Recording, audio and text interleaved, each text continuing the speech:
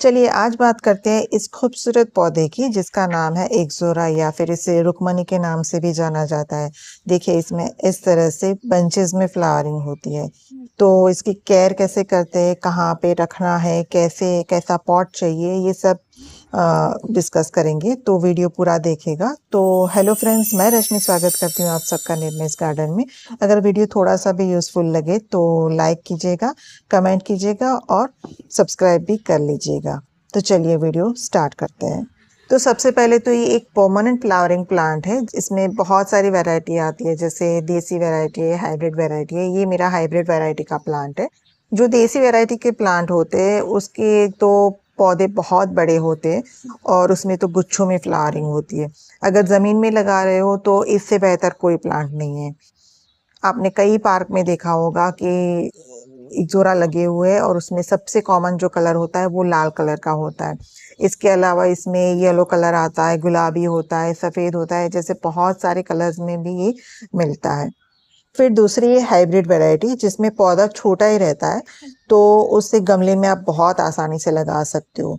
देखिए ये मेरा सफ़ेद कलर का प्लांट है जो कि हाइब्रिड है और आप देख सकते हो इसमें कितनी अच्छी तरह से फूल खिले हुए हैं और इतनी अच्छी फ्लावरिंग देख के मन करता है बस इसे देखते ही जाए। तो चलिए अब इसकी केयर की बात करते हैं। तो सबसे पहले तो ये जान लेते हैं कि एक समर फ्लावरिंग प्लांट है। समर में इसमें बहुत अच्छे से फ्लावरिंग होती है। तो बारिश के बाद अभी बहुत अच्छी धूप निकली हुई है और इसकी वजह से देखिए कितनी अच्छी तरह से इसमें फूल खिल रहे हैं। अब इसकी मिट्टी की बात करें तो मिट्टी इसको वेल ड्रेन मिट्टी चाहिए। चिकनी मिट्टी में रूट अच्छे से डेवलप नहीं होती है, इसलिए मिट्टी के साथ थोड़ी सी रिवर्सन ले लें और उसमें जो भी खाद आप मिला रहे हो, वर्मी कंपोस्ट हो गया फिर या फिर गोबर की खाद हो गई, जो भी खाद आपके पास है उसको मिला के अच्छी मिट्टी बनाएं। और अगर आप चाहो तो उसमें थोड़ा सा राइस भी मिला सकते हो, इससे मिट्टी थोड़ी सी और हल्की हो जाएगी। इस तरह से अच्छी खाद युक्त मिट्टी बना के आप एक्सोरा के प्लांट को लगा लीजिए। लेकिन लगाना किस पॉट में है, तो पॉट का साइज भी इसमें मैटर करता है कि एक्सोरा का जो प्लांट है वो अगर आप बहुत छोटे गमलों में लगाओगे तो वो अच्छी तरह से ग्रोथ नहीं करेगा। तो एक्सोरा लगाने के लिए आपको कम से कम 10 इंच या फिर उससे बड़े गमले की ज़रूरत होगी। उस तरह के गमलों में आप लगाओगे तो एक्सोरा का प्लांट अच्छी तरह से ग्रो होगा। पॉट आप कोई भी ले सकते हो, चाहे मिट्टी का ले लो, सीमेंट का ले लो या फिर प्लास्टिक का ले लो। लेकिन आप कौन सा पॉट ले रहे हो उसके ऊपर उसकी वाटरिंग डिपेंड करती है। तो अब बात करते हैं उसे पानी हम कैसे देंगे। तो एक्सोरा को मॉइस्ट मिट्टी पसंद है, तो इसके लिए हमेशा चेक करके पानी दीजिए। अगर आपको मिट्टी सूखी दिखाई दे तो तुरंत ही उसमें पानी दीजिए।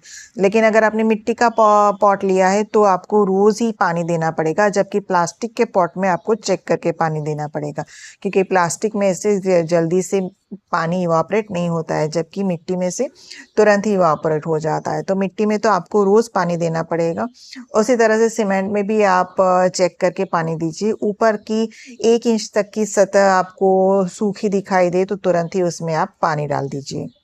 अब बात करते हैं इसे फर्टिलाइज़र कौन सा देना चाहिए। तो हमने जब पहले प्लांट लगाया है तब तो हमने उसमें वर्मी कंपोस्ट या फिर गोबर की खाद, आपने जो भी खाद वो अच्छी तरह से मिलाई है।